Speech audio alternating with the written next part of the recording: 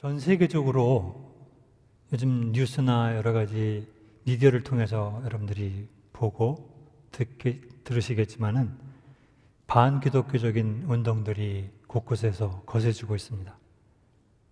거짓 교훈이 진리처럼 전해지고 사람들의 가치관, 삶의 기준이 흔들리는 그런 세상을 살고 있습니다.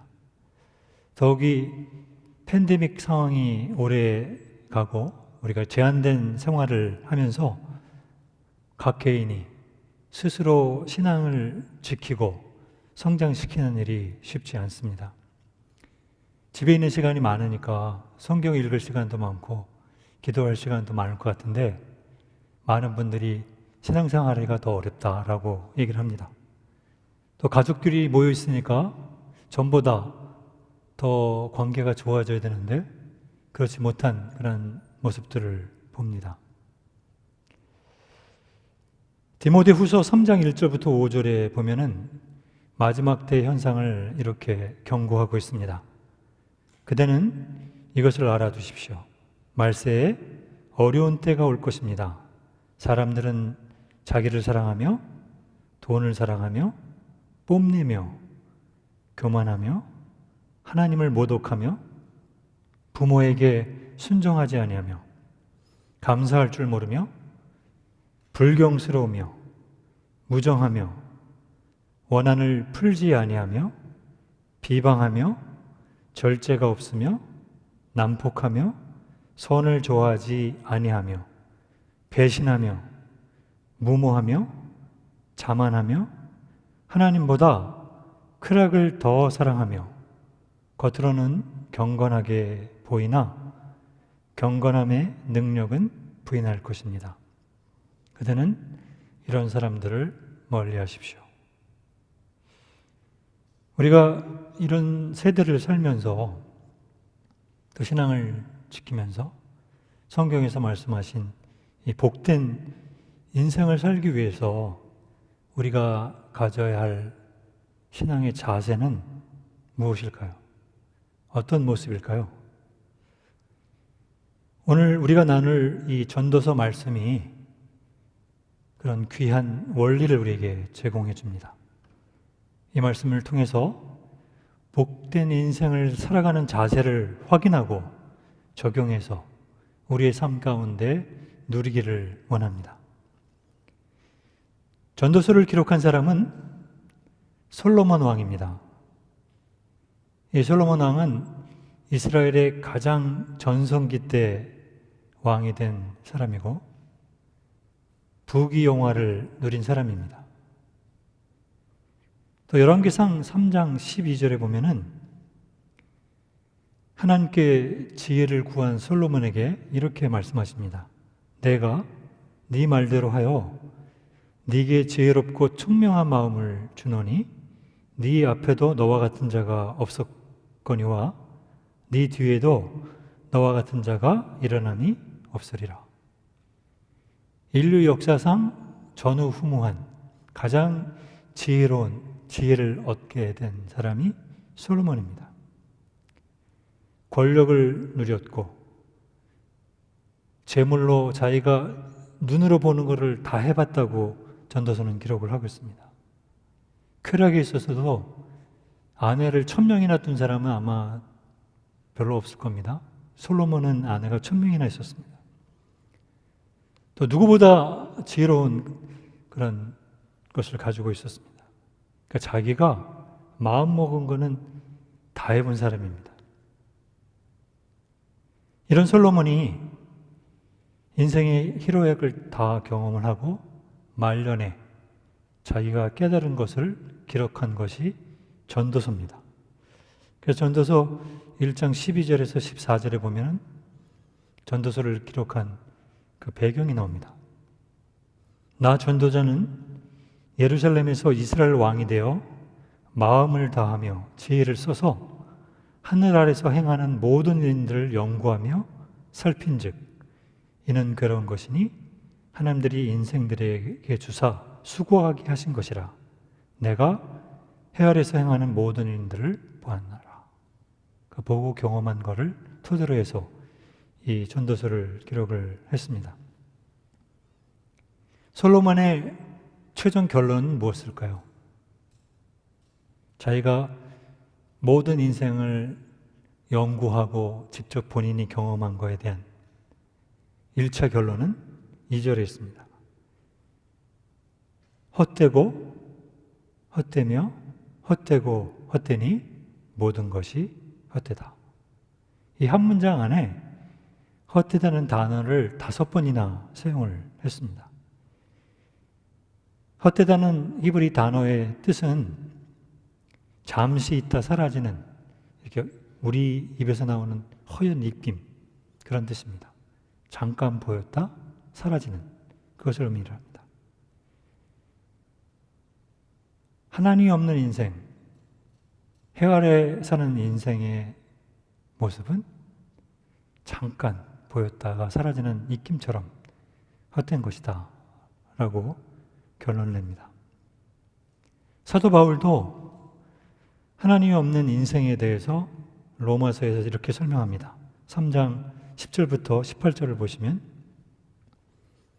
하나님을 떠난 인생이 의인은 없나니 하나도 없으며 깨닫는 자도 없고 하나님을 찾는 자도 없고 다 치우쳐 함께 무익하게 되고 선을 행하는 자는 없나니 하나도 없도다. 그들의 목구멍은 열린 무덤이요 그 혀로는 속임을 일삼으며 그 입술에는 독사의 독이 있고 그 입에는 저주와 악독이 가득하고 그 발은 피 흘리는데 빠른지라. 파멸과 고생이 그 길에 있어 평강의 길을 알지 못하였고 그들의 눈앞에 하나님을 두려워함이 없느니라. 하나님을 떠난 인생은 파멸과 고생이 그의 삶 가운데 있다고 얘기합니다. 인생을 살아가면서 진정한 평강의 길을 알지 못하고 살다가 하나님의 영원한 심판을 받게 됩니다. 이것이 하나님 없이 사는 인생의 절망적인 모습입니다. 솔로몬 왕은 이 사실을 오늘 본문에서 질문하고 대답하는 그런 구조를 통해서 다시 설명을 합니다. 3절에 질문을 합니다. 해 아래서 수고하는 모든 수고가 자기에게 무엇이 유익하냐 질문을 하고 난 다음에, 그리고 4가지의 대답을 통해서 인생이 헛된 것을 확인시켜주고 있습니다. 4절을 보시면은 한 세대는 가고 한 세대가 온다. 이 말은 우리 인생의 삶이 영원하지 않다는 것입니다. 제한적인 삶을 산다는 거죠. 시편에도 보면 우리의 인생이 강건하면 70이고 더 살면 100세다 그렇게 얘기하지 않습니까? 100년 후에 아마 이곳에 앉아있는 사람들 중에 살아있는 사람은 아무도 없을 겁니다. 우리가 살던 집, 일터, 여기에는 전혀 다른 사람이 살고 있을 거예요. 우리를 대신해서. 내가 아끼던 물건들, 그것들을 다른 사람들이 사용하거나 아니면 쓸모없어서 버리게 될 것입니다. 우리의 인생은 영원하지가 않고 제한적이다. 또 5절에서 7절을 보면은 해 아래서 우리가 경영하는 모든 것들이 영원하지 않다는 것을 은유적으로 설명을 합니다. 해가 떴다 지고 바람이 불고 강물이 바다로 흐르고 이러한 그 유동적인 모습을 통해서 영원한 것이 없다. 모든 것이 다 한정적이다라는 것을 얘기를 합니다. 여러분이 지금 가지고 있는 안정적인 직장이 있습니까? 그 직장 영원하지 않습니다. 지금 막 권력을 누리고 하늘을 찌를 듯한 그런 파워를 가지고 있는 사람도 오래가지 않습니다. 한국말에 권력 10년 이상 가지 않는다는 말 있지 않습니까?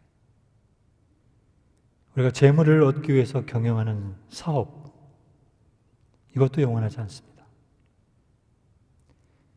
우리가 경영하는 모든 것들이 영원하지 않고 한정적이다라는 것을 얘기를 합니다. 또 8절에 보면은 만물의 피곤함을 사람이 다 말로 할 수 없나니 눈은 보아도 족함이 없고 귀는 들어도 차지 않는다. 그러니까 우리가 이 땅에 살면서, 해 아래 인생을 살면서 무슨 일을 하든지 진정한 만족, 계속해서 유지되는 만족, 그것이 없다는 것입니다. 우리가 어떤 것을 성취했을 때 잠시 동안의 만족을 얻을 수는 있지만 시간이 지나면 또 허탈해져서 또 뭔가를 찾게 되는 겁니다. 이 세상에서 우리에게 진정한 만족을 줄 수 있는 것은 아무것도 없다. 그 얘기입니다. 또 9절에서 10절을 보면은 이미 있던 것을 후에 다시 있겠고 이미 한 일을 후에 다시 한다. 해 아래는 새 것이 없다. 오래전에 이미 다 있던 거다. 이렇게 얘기를 합니다. 우리가 인생을 살아가면서 경영하는 일들, 방법, 생각 이런 것들에 새로운 것이 없다는 거죠. 이미 다 과거에 사람들이 했다는 겁니다. 그것을 변형시키거나 발전시켜서 사용하는 거라는 거죠. 또 11절에 보면은 이전 사람들이 기억에서 사라지는 것처럼 이제 태어날 사람들 역시 기억에서 사라질 것이다. 사람들은 누군가가 자기를 오랫동안 기억해 주기를 원하고 생각해 주기를 원합니다.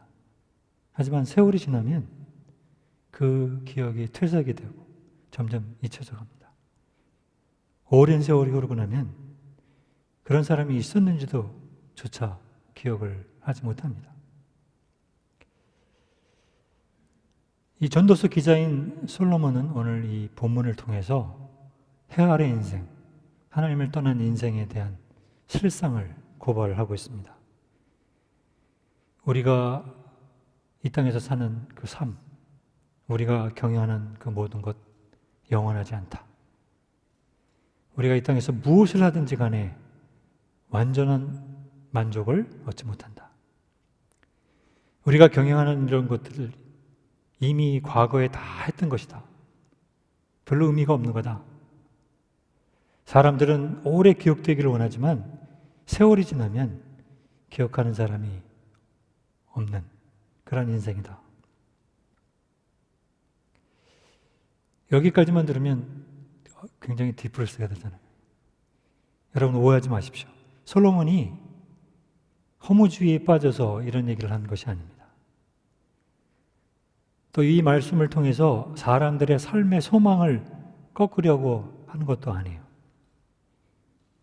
솔로몬이 강조하는 것은 하나님을 모르는 인생이 얼마나 절망적인가 하는 것을 깨닫게 하려는 것입니다. 사탄이 주는, 세상이 주는 거짓 약속에 속아서 헛된 인생을 살지 말라는 것입니다. 가치 있는 복된 인생을 찾으라는 역설적인 메시지입니다. 그렇다면 헛된 인생이 아닌 복된 인생을 살려면 우리가 어떻게 해야 될까요? 전도서 1장부터 11장까지 솔로몬은 재물이 허무함, 쾌락의 허무함, 많이 알고 있는 것에 대한 허무함, 권력이 가지고 있는 허무함에 대해서 아주 적나라하게 얘기를 합니다. 그리고 나서 마지막 장에 해 아래 사는 인생이 해야 될 가장 중요한 메시지를 던집니다. 이게 두 번째 결론이에요. 그게 12장 13절에 기록이 되어 있습니다. 이 말씀이 솔로몬이 전하고 싶었던 이 전도서의 핵심 메시지입니다. 일의 결국을 다 들었으니 앞에 1장부터 11장까지 인생에 대한 얘기를 다 했잖아요.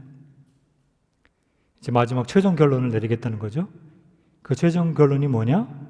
하나님을 경외하고 그의 명령들을 지켜라.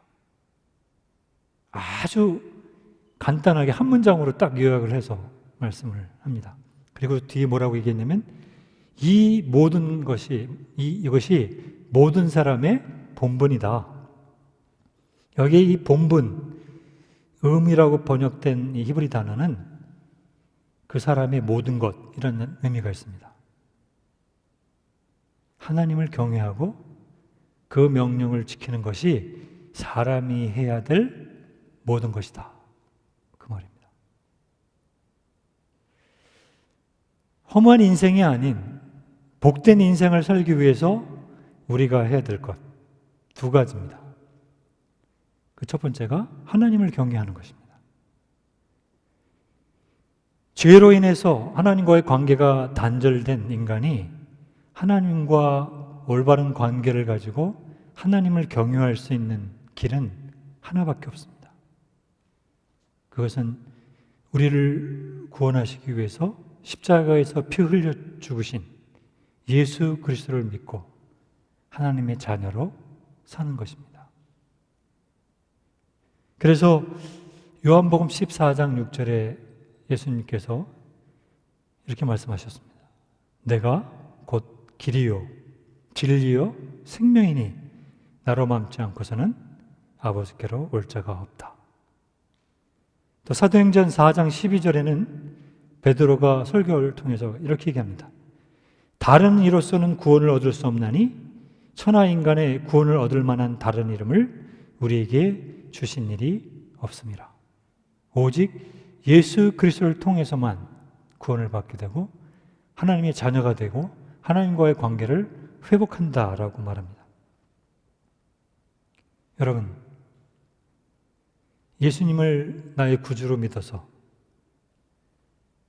사망에서 생명으로 옮겨진 하나님의 자녀가 되었습니까?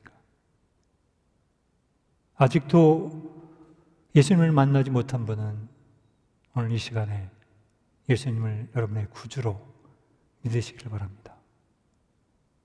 예수님을 믿어서 구원받지 않고서는 하나님을 경외할 수가 없습니다. 하나님을 참으로 예비할 수 없고 하나님과의 진정한 교제를 가질 수가 없습니다.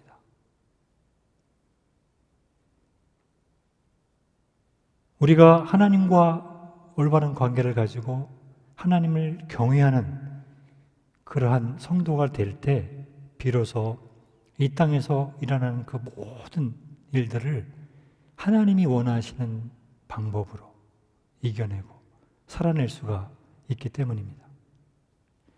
우리 성도들도 삶 속에서 여러 가지 어려운 일들, 고통스러운 순간들을 경험합니다.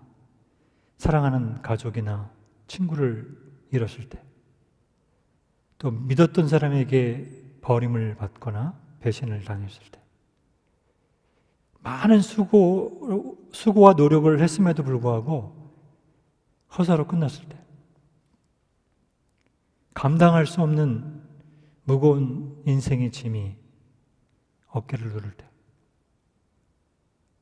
주변을 바라봐도 믿고 의지할 사람이 없을 때,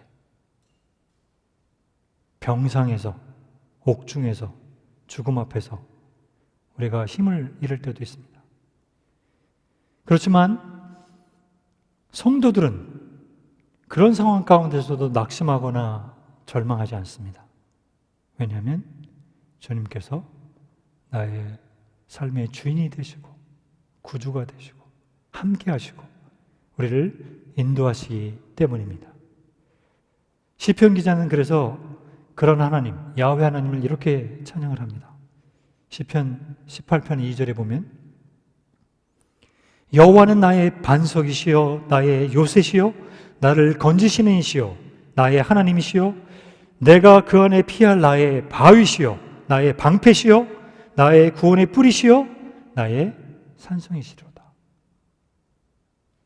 우리가 힘들고 어렵고 고난 가운데 주님 앞에 가기만 하면 주님께서 나를 보호하시고 다시 일으켜 세우시고 주님을 향해서 한 걸음 한 걸음 믿음의 길을 가게 하심을 고백을 합니다. 히브리서 13장 5절에도 주님께서 이렇게 말씀하셨습니다. 내가 과연 너희를 버리지 아니하고 과연 너희를 떠나지 않을 것이다. 마태복음 28장 20절에도 예수님께서 지상 대명령을 말씀하시고 난 다음에 뭐라고 말씀하셨습니까? 내가 세상 끝날까지 너희와 항상 함께 있을 것이다. 그렇기 때문에 성도들은 해 아래 살면서도 헛된 세상에 마음을 주지 않고 우리 주님, 나를 구원하신 그 주님을 내 마음과 뜻과 정성을 다해서 그분을 사랑하고 경배하고 그분의 뜻대로 살기로 애쓰고 노력하게 되는 것입니다. 억지로 하는 것이 아니라 주님이 나에게 주신 그 놀라운 사랑, 그 은혜가 너무너무 감사해서 자원하는 마음으로, 즐거운 마음으로 주님을 경외하게 됩니다. 이것이 복된 인생을 사는 그 사람 삶의 전부가 되는 것입니다.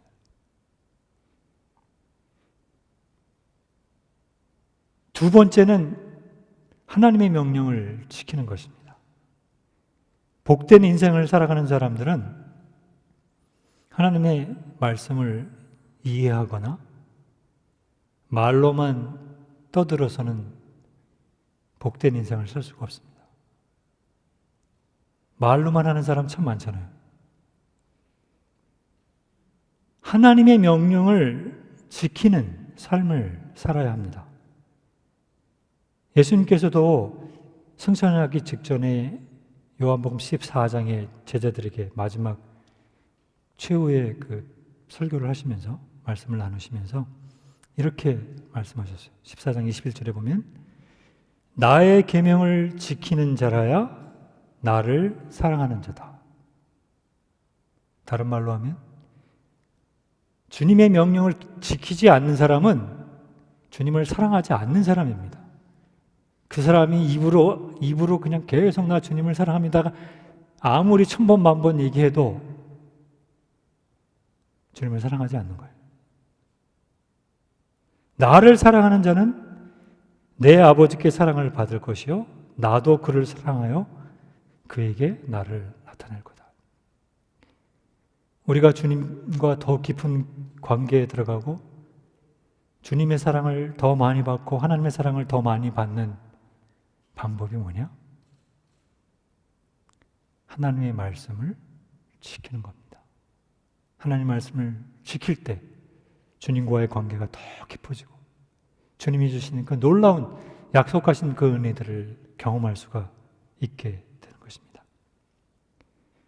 앞에 첫 번째로 사람의 본분이 하나님을 경외하는 거라고 그러는데 하나님을 경외할 수 있는 것, 하나님을 내가 경외하고 있다라는 걸 증명할 수 있는 유일한 방법이 뭐냐? 계명을 지키는 겁니다. 요한일서 2장 3절에서 5절에도 이렇게 경고합니다. 우리가 하나님의 계명을 지키면 이로써 우리가 하나님을 참으로 알고 있음을 알게 됩니다. 하나님을 알고 있다고 하면서 하나님의 계명을 지키지 않는 사람은 거짓말쟁이요. 그 사람 속에는 진리가 없습니다. 그러나 누구든지 하나님의 말씀을 지키면 그 사람 속에는 하나님께 대한 사랑이 참으로 완성됩니다. 내가 하나님을 사랑합니다. 정말 내 목숨을 다해서 주님을 사랑합니다. 그게 언제 완성이 되느냐? 하나님의 계명을 지켜낼 때. 3장 23절 24절에 다시 또 강조합니다. 하나님의 계명은 이것이니 곧 그의 아들 그리스도의 이름을 믿고 그리스도께서 우리에게 명하신 대로 서로 사랑하는 것이라. 이게 예수님께서 우리에게 주신 새 계명 아닙니까? 성경을 한 센텐스, 한 문장으로 요약을 하면 우리가 다 아는 대로 하나님을 사랑하는 것, 그리고 이웃을 사랑하는 겁니다. 하나님을 사랑하는 것을 그러면 어떻게 증명할 수가 있느냐? 예수님께서 주신 새 계명, 형제를 사랑하는 그 사랑을 통해서 내가 하나님을 사랑하고 있는 것이 확증이 되고 증거가 되는 것입니다. 그리스도의 계명을 지키는 사람은 그리스도 안에 있고 그리스도께서 그 사람 안에 계십니다. 그리스도께서 우리 안에 계시다는 것을 우리가 그가 우리에게 주신 성령으로 우리는 압니다. 하나님을 경외하는 것, 이것이 계명을 지키는 것으로 확증이 되고 더 나아가서는 하나님과 더 깊은 관계 속에서 하나님의 사랑을 삶 가운데서 경험할 수 있게 되는 것입니다. 복된 인생, 말로만 되는 게 아닙니다. 우리의 삶 가운데서 하나님의 말씀을 적용하고 지켜내야 하는 것입니다. 여러분, 어떤 인생을 살고 계십니까? 아직도 세상에 목을 메고 이 땅에서 사는 것이 전부인 것처럼 살고 있지는 않습니까? 그렇다면 예수님을 나의 구주로 믿고 하나님의 자녀가 되어서 하나님을 경외하며 하나님의 말씀을 지키면서 이 땅에서 주님께서 원하시는 아름다운 신앙의 공동체를 확장하고 하나님의 나라를 확장하는 그 놀라운 일들을 감당할 수 있기를 바랍니다. 여러분, 주님을 사랑하십니까? 그렇다면 그 사랑을 여러분의 삶 가운데서 행동으로 확증하십시오.